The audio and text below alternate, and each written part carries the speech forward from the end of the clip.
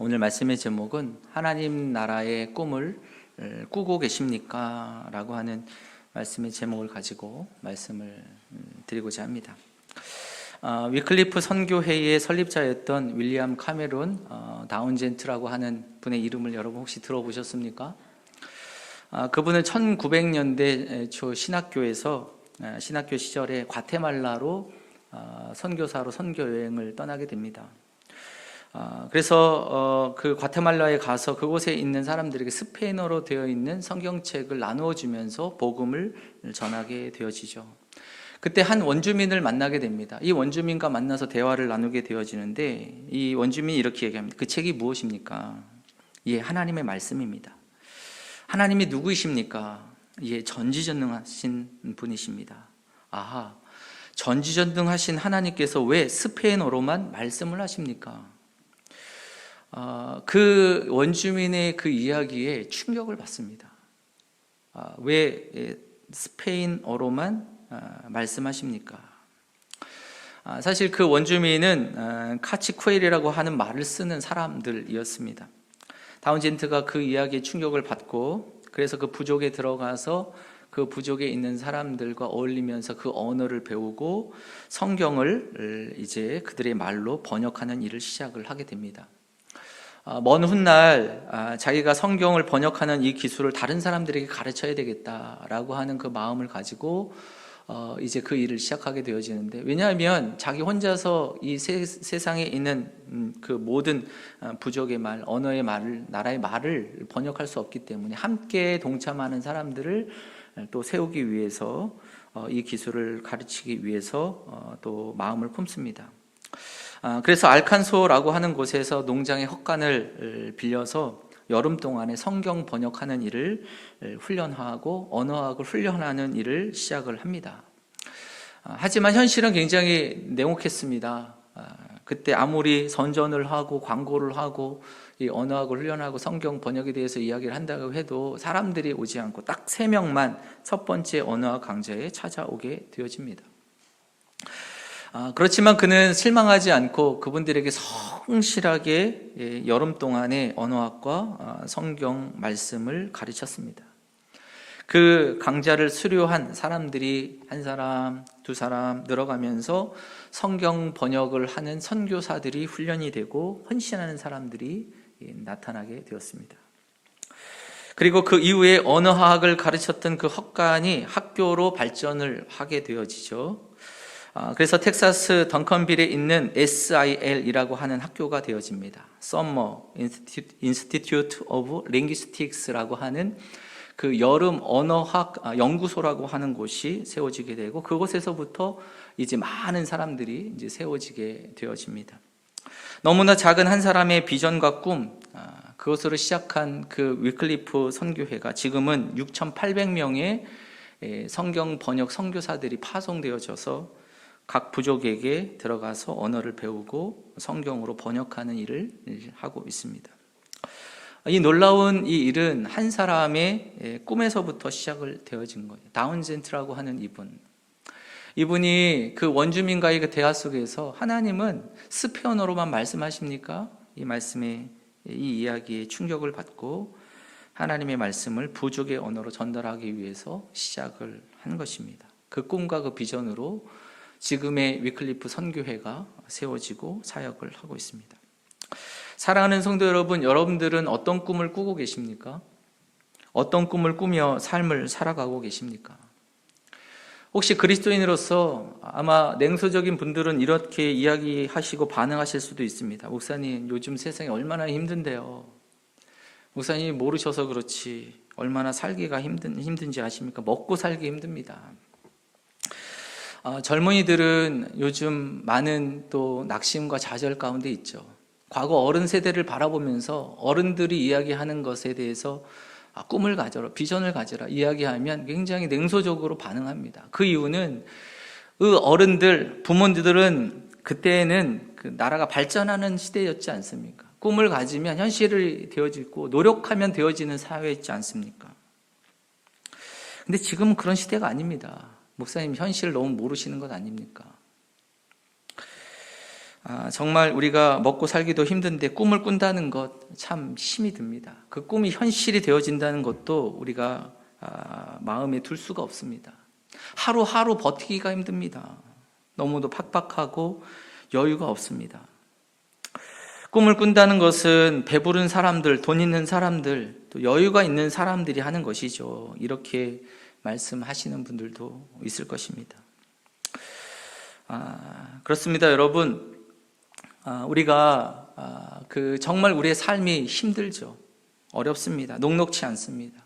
그 현실을 전혀 모르는 것은 아닙니다. 가정의 문제 또는 개인의 삶의 문제들 헤쳐나가는데 있어서 참으로 힘든 그 삶을 살고 있습니다. 사랑하는 성도 여러분, 그 문제를 해결하기 위해서 어떻게 하고 계십니까? 어디에서 그 문제의 해답을 찾고 계십니까? 그 문제를 푸는 열쇠를 어디에서 찾고 계시는 것입니까? 사랑하는 성도 여러분, 우리의 문제의 해답은 하나님께 있는 줄로 믿습니다. 예수 그리스도께 문제가 해결이 있는 거죠.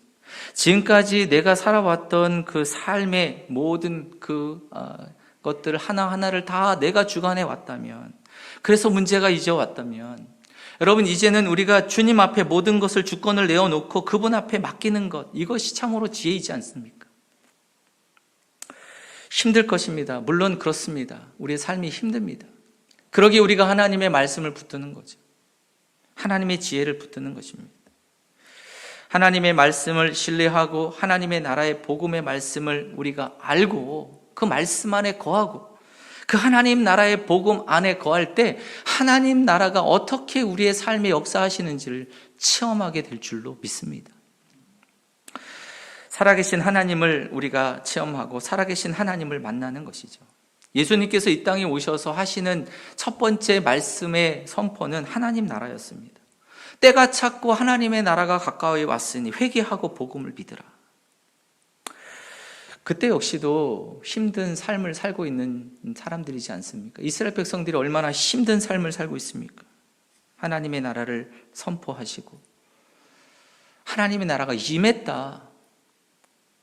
그리고 회개하고 복음을 믿으라고 말씀을 하시고 있습니다.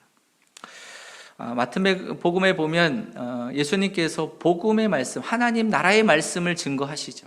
하나님 나라가 어떻게 임하는지, 하나님 나라에 대해서 선포하시고 있습니다. 5장, 6장, 7장 산상 설교를 통해서 하나님 나라의 그 말씀들, 하나님 나라가 어떻게 임하는지를 말씀하시고 계시고 8장, 9장의 말씀에 보면 예수님이 행하신 기적의 역사들, 표적의 역사들을 기록해 두고 있습니다.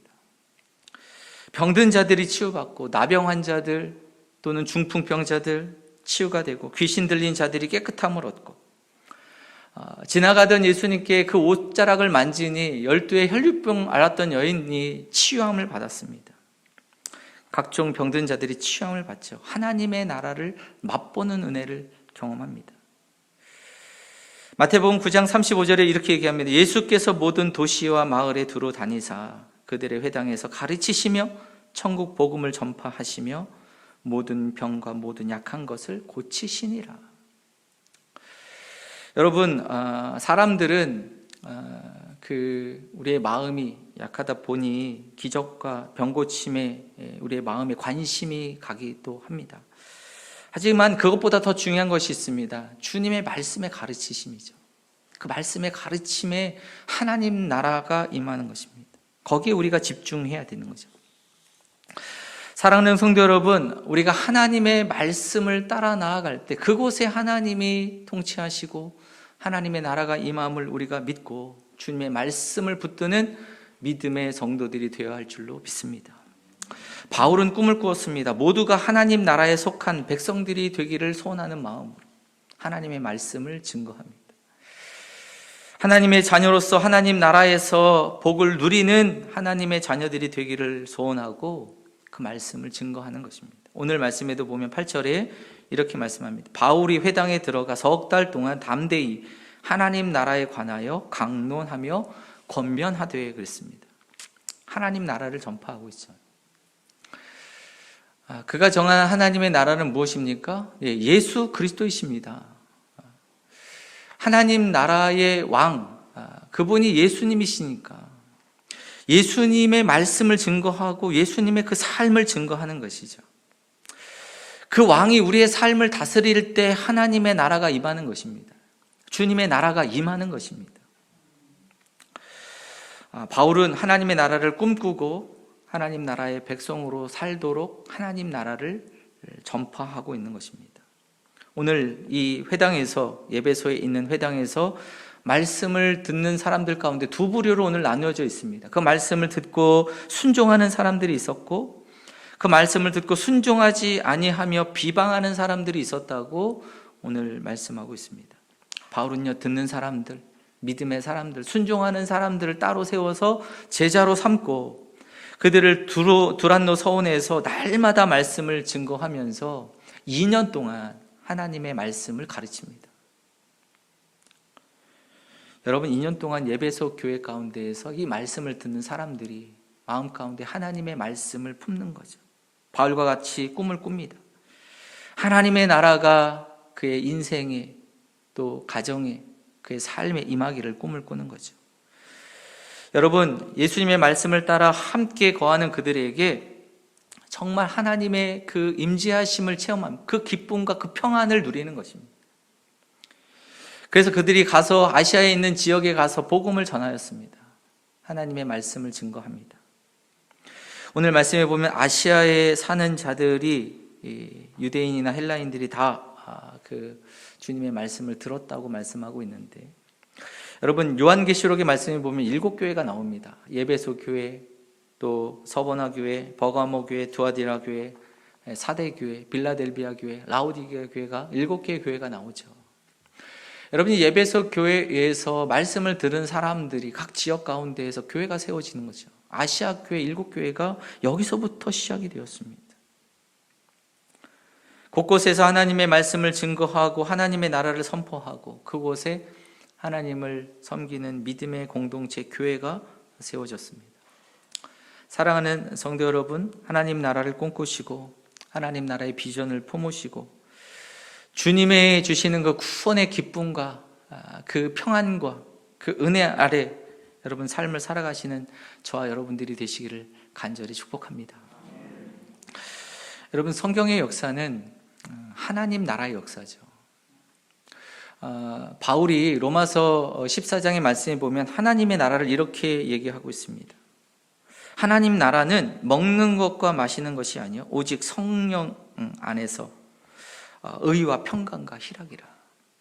이로써 그리스도를 섬기는 자는 하나님을 기쁘시게 하며 사람에게도 칭찬을 받느니라. 여러분, 하나님의 나라는요 의와 평강과 희락이라고 말씀합니다. 그리고 주님을 섬기면서 하나님을 기쁘시게 하는 삶을 살아가는 것이 하나님의 나라가 임하는 삶임을 정의하고 있습니다.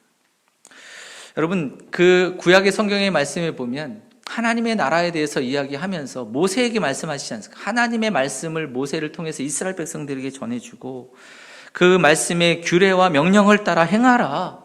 그럼 내가 너희들의 하나님이 될 것이다. 내가 너희를 다스리는 하나님이 된다. 너희는 나의 백성이 된다. 내가 너희를 보호하고 너희를 다스린다. 주님의 말씀의 규례와 계명을 지키는 자들, 모세가 레위기 26장의 마지막에 그 말씀을 하면서 이렇게 얘기하지 않습니까? 너희가 우상과 조각한 석상들을 세우고 경배하지 말고 내 안식일을 지키고 내 성소를 경외하라. 나는 여호와니라. 너희가 내 규례와 규명을 준행하면 내가 너희에게 철따라 비를 주리니 땅은 그 산물을 내고 밭의 나무는 열매를 맺으리라. 내가 그 땅에서 평화를 줄 것이다. 대적들이 쳐들어오지만 하나님께서 보호하신다고 말씀합니다. 내가 너희를 돌보아서 번성하고 창대하게 할 것이다. 내가 너희와 함께하고 내가 한 언약을 이행하리라. 이것이 하나님이 주시는 약속의 말씀이죠. 사랑하는 성도 여러분, 우리가 주님을 경외하며 주님의 말씀을 따라 나아갈 때 하나님이 통치하시는 하나님의 나라가 우리의 인생 속에, 우리의 삶 속에 임하는 줄로 믿습니다. 다윗도 하나님을 경외하며 하나님만을 섬겼습니다. 그러기에 그 하나님의 말씀을 품고 그 말씀이 법이 되어지는 나라를 세우죠. 신정국가를 세웠습니다. 하나님 나라의 모형을 세웠습니다. 여러분, 그러니 다윗이 가는 곳곳마다 승리합니다. 하나님이 그 땅에 풍요로움을 주시고 강성하게 하십니다. 이것이 구약의 성경의 말씀에 우리에게 주시는 주님의 말씀이죠. 사랑하는 성도 여러분, 하나님께서 구약에 있는, 신약에 있는 성경의 말씀에서만 하나님의 나라가 아니라 주님을 따르고 믿는 믿음 안에 있는 믿음의 성도들, 저와 여러분들의 가정 가운데도 하나님의 나라를 세우시기를 원하십니다. 하나님의 나라가 임하기를 원하시는 거죠. 하나님의 나라가 꿈꾸고 그 나라가 이루어지기를 소원하며 나아가는 하나님의 자녀들이 되기를 주님 소원하시고 계십니다. 여러분, 우리 교회 공동체도 마찬가지. 우리 교회 공동체도 하나님의 나라를 꿈꾸는 겁니다. 하나님이 다스리심이 있는 나라. 사랑하는 성도 여러분, 그 하나님의 나라 안에 하나님의 나라의 그 복을 맛보시고 누리시는 믿음의 성도들이 되시기를 간절히 축복합니다. 오늘은 10월 30일 종교개혁주일이죠. 종교개혁가들이 왜 종교개혁을 이루기 위해서 자기 인생을 바치고 목숨을 걸었는가? 그 캐톨릭 교회, 과거의 그 구교회에서 왜 반기를 들고 개혁을 했는가? 여러분, 그 교회가 타락을 하면서 하나님의 말씀으로 세워지는 교회가 아니죠. 교황이 또 그 안에 있는 사제들이 우선이 되어집니다. 세상의 가치관이 들어오는 것이죠. 그 교회가 흐려지지 않습니까? 타락하게 되어집니다. 거기서부터 하나님 나라를 바로 세우기 위해서 하나님이 통치하시는 교회, 하나님이 통치하시는 그 나라가, 그 삶이 되기를 소원하며 하나님의 말씀으로 세워가기 위해서 개혁교회가 세워진 것입니다. 여러분, 루터가 그 신학의 가장 중심은 오직 성경입니다. 오직 성경. 오직 성경으로. 라틴어로 되어 있던 그 성경, 사제들과 또 거기에 있는 몇몇 사람들에게만 그 읽혀졌던 그 성경을 독일어로 번역을 하고 모든 그 독일 국민들이 그 말씀을 들을 수 있도록, 그 말씀을 따라서 그 말씀을 알 수 있도록 이 독일어 성경으로 그 번역이 되어지죠. 여러분, 우리나라가 최초의 교회들, 초기의 교회들은요, 부흥회를 했습니다. 그 안에서 많은 은혜를 받았는데, 여러분, 그 부흥회는요, 말씀 사경회였습니다. 말씀을 듣고 그 말씀을, 이 말씀이 어떤 말씀인가, 하나님이 원하시는 뜻이 무엇인가, 그 말씀 하나하나를 배우는 그 시간들이었습니다. 성경의 말씀, 그 말씀대로 살아가려고 그들이 그 말씀 안에 중심이 되어서 살아갈 때 그곳에 성령의 임하심과 하나님의 은혜들을, 하나님의 통치하심을 체험했습니다. 예수님께서 이 땅에 오셔서 처음부터 성령을 주시지 않으셨습니다. 제자들에게 3년 동안 함께 동고동락하시면서 말씀을 가르치셨죠. 하나님의 말씀. 그 말씀의 뜻이 무엇인지 정확하게 하나님의 마음을 알도록 가르치셨습니다. 그리고 하나님께서 성령을 부어주시는 거죠. 16세기 독일의 경건주의자였던 슈페너는 성경을 읽을 때 하나님의 살아계심을 발견해야 된다고 얘기했습니다. 그 당시 16세기 그 당시에 그 독일의 그 모든 교회들, 그 사회 가운데에 들여졌던 문제가 두 가지입니다. 첫 번째 문제는 이성주의자들, 또 그 학자들, 사상가들, 또 계몽주의자들에 의해서 하나님이 의심되는 겁니다. 하나님에 대한 회의적인 사상들이, 물결이 일어났기 때문이에요. 또 하나는 교회가 교리적으로 빠져 있습니다. 하나님의 말씀에 대한 그 삶이 드러나지 않는 것, 모든 것을 잃어버렸기 때문에 그렇습니다. 그래서 슈페너는 이렇게 얘기합니다. 참신앙이라고 하는 것은 하나님의 말씀에 근거해서 성령의 조명을 받고 그분의 인치심을 받고 그 말씀 안에서 말씀과 동행하는 삶을 살아가는 것이다 라고 그렇게 이야기하고 있습니다. 사랑하는 성도 여러분, 쉽게 말해서 우리가 하나님의 말씀의 능력, 하나님의 말씀의 지혜를 믿고 그 말씀대로 살아가라 이렇게 얘기하고 있습니다. 그럴 때 하나님의 나라가 임하고 하나님을 체험하고 하나님의 은혜를 우리가 맛보는 하나님의 나라를 체험하는 삶을 살아가게 되는 것이죠. 사랑하는 성도 여러분, 우리가 하나님의 나라를 꿈꾸며 삶을 살아가시는 여러분들이 되시기를 축복합니다. 그래서 우리가 하나님의 말씀을 붙드는 것, 하나님의 말씀을 사모하시기를 바랍니다. 그 말씀의 권세를 믿으시고 그 말씀대로 그 순종하시며 나아가시기를 축복합니다. 여러분, 우리가 이 세상 가운데 살아가면서 얼마나 많이 공부하십니까? 특별히 정말 우리가 이 세상 가운데 잘 살아가기 위해서 엄청나게 공부하시잖아요. 이 세상에서 살아가기 위해서는 경제적인 부분이 받쳐져야 되는데, 그러기 위해서 여러분 세상에 가면 정말 많은 공부들이 필요합니다. 자격증도 필요하고, 뭐 사업을 하고 가게를 내도요, 많은 공부들이 필요해요. 그냥 거저 주어지지 않더라고요. 그래서 그런지 우리의 자녀들에게 부모들은 어떻게 하면 교육을 시킬까? 어떻게 하면 좀 이 세상 가운데에서 평안하게 또 행복하게 그렇게 살아갈 수 있을까라고 하는 그 마음을 가지고 많은 공부들을 시킵니다.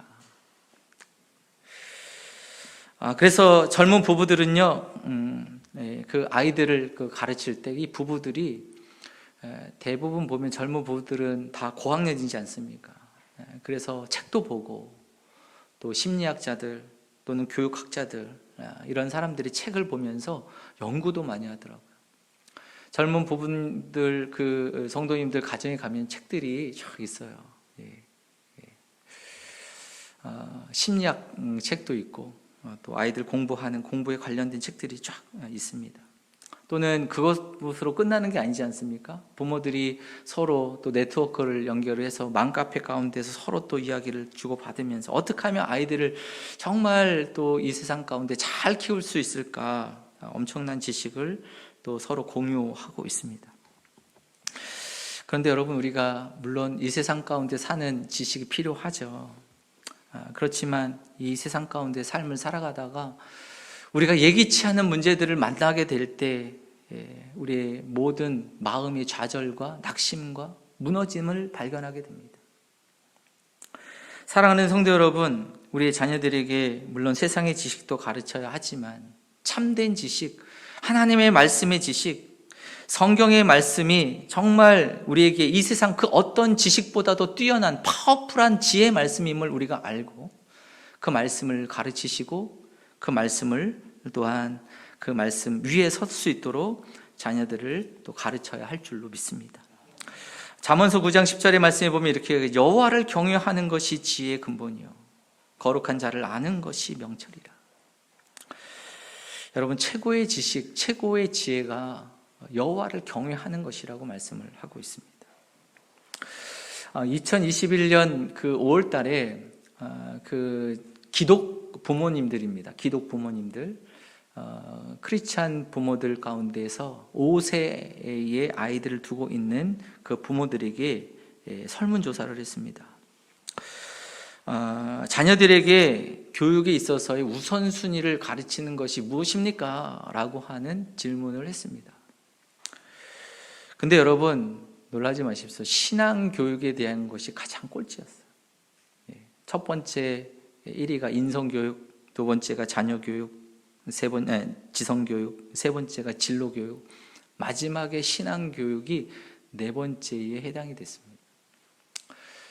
여러분, 세상에 있는 다른 부모님들에게 얘기한 게 아니에요. 신앙을 모르고 하나님을 모르는 사람들에게 이야기한 게 아닙니다.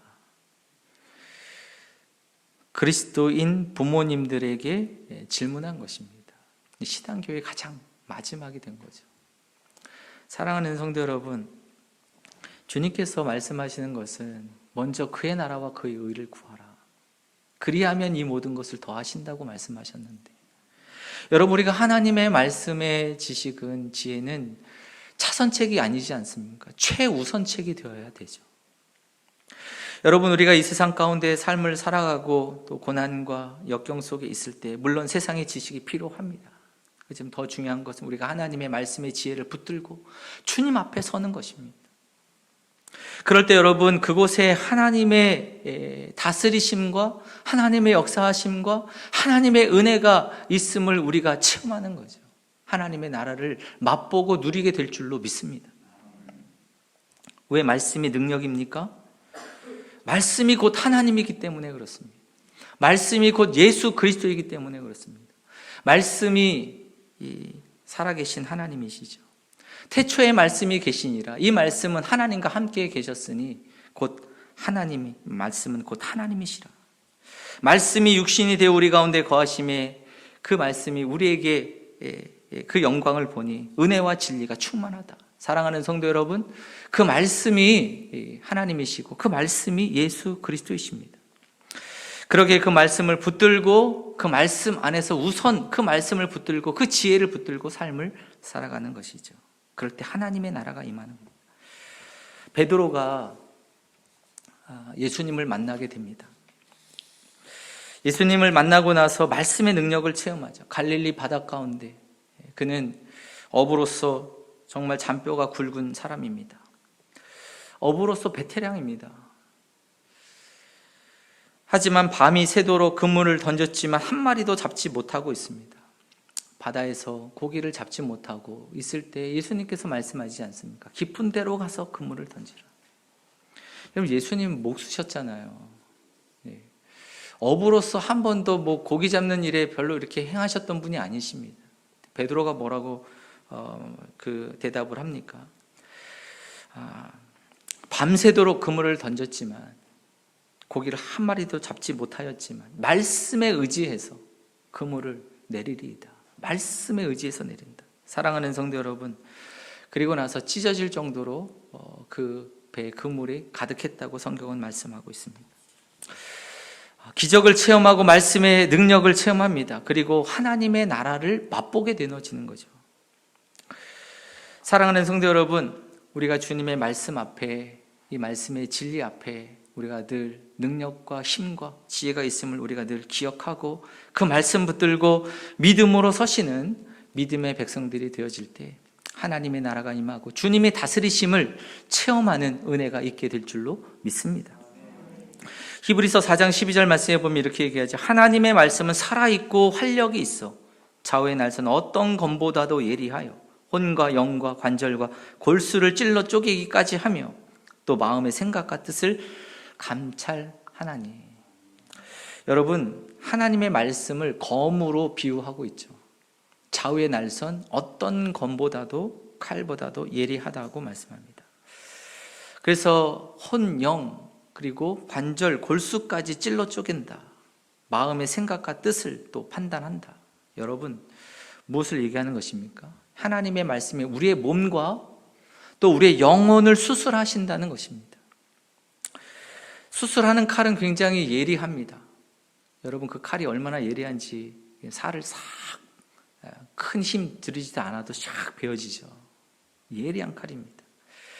의사의 손에 정확하게 그 칼이 쥐어지고 환자의 병을 치료하기 위해서 그 칼이 사용되어지는 거죠. 우리가 그 칼이 있을 때 사실 아프잖아요. 그 칼이 바로 들어오지면 아픕니다. 근데 아프지 않은 이유가 무엇입니까? 마취를 하기 때문에 아프지 않죠. 마취를 하면 칼이 베어도 아픈 줄 모릅니다. 여러분, 우리가 세상에 마비되어 있으면 하나님의 말씀의 메스가 우리 안에 들어올 때 아픈 줄 모릅니다.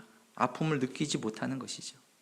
말씀의 칼이 우리를 향하여서 들어와도 내가 느끼지 못하는 것입니다. 사랑하는 성도 여러분, 하나님의 말씀이 우리 안에 들어올 때 힘과 용기를 얻게 됩니다. 그리고 그 말씀을 붙들고 나아가기도 합니다. 그렇지만 그 하나님의 말씀이 우리를 아프게도 합니다.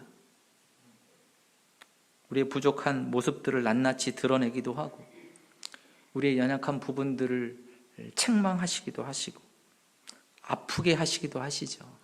그 하나님의 말씀 앞에서 우리가 회개하고 또 그 말씀을 붙들고 나아가게 되어질 때 우리가 새살이 돋고 또 회복이 되어지고 치유되어지고 수술되어지는 것이죠. 그 말씀이 나를 치료하는 것입니다. 아프지만 그 말씀 앞에 우리가 직면하고 서서 그 말씀을 붙들고 그 말씀의 진리를 믿고 그 말씀의 권세를 믿고 그 말씀에 순종하며 나아갈 때 하나님께서 우리 안에 영혼을 치유하시고 새롭게 하시는 하나님의 은혜가 있게 될 줄로 믿습니다. 이번에 다니엘 기도회를 하게 되어집니다. 이번 3년째 저희가 진행을 하게 되어지는데, 그 말씀을 들을 때마다 그곳에서 강사로 이야기해 주시는 분들의 이야기를 들으면 정말 놀라운 이야기들을 해주시고 계세요. 들을 때마다 은혜가 되고, 들을 때마다 또 도전이 되기도 하고요. 근데 여러분, 중요한 것이 한 가지 있습니다. 그분들이 그 자리에 서서 간증하시기까지 하나님의 말씀의 권세를 믿고 그 말씀 앞에 그 삶에서 주님의 말씀을 붙들고 선한 싸움을 싸워오셨다는 것입니다. 여러분, 우리가 그것을 발견하는 것이죠. 사랑하는 성도 여러분, 우리가 이번 또 다니엘 기도회를 통해서 하나님의 말씀을 붙들고 주님 앞에 서서 그 선한 싸움을 이루어가고, 그리고 정말 우리의 삶에, 우리의 인생에 하나님이 이루시는 하나님의 나라를 맛보시고 또 그 기쁨과 그 평안 가운데 거하시는 믿음의 성도들이 되시기를 간절히 축복합니다. 여러분, 이 말씀을 또한 증거하시고 이 은혜를 또한 증거하심으로 하나님의 나라를 세워가는 저와 여러분들이 되시기를 간절히 축복합니다. 함께 한번 기도하겠습니다. 은혜로우신 하나님, 우리가 하나님의 나라를 꿈꾸며 나아갑니다. 하나님, 사실 세상의 환난과 고난과 우리의 삶의 문제들 앞에 꿈꾸기가 힘들지만 우리가 다시 한번 하나님의 말씀의 권세를 믿고 하나님의 살아계심을 신뢰하며 주의 말씀을 붙들기를 원합니다. 우리가 그 말씀 붙들고 나아갈 때 주님께서 우리를 다스려 주시고 하나님의 나라에 놀라우신 그 기쁨과 그 은혜들을 또 체험하게 하시고 또 이 말씀을 또 증거하며 주의 나라를 꿈꾸며 나아가는 믿음의 백성들로 주님 저희들을 삼아 주시옵소서. 감사드리며 예수님의 이름으로 기도드립니다. 아멘.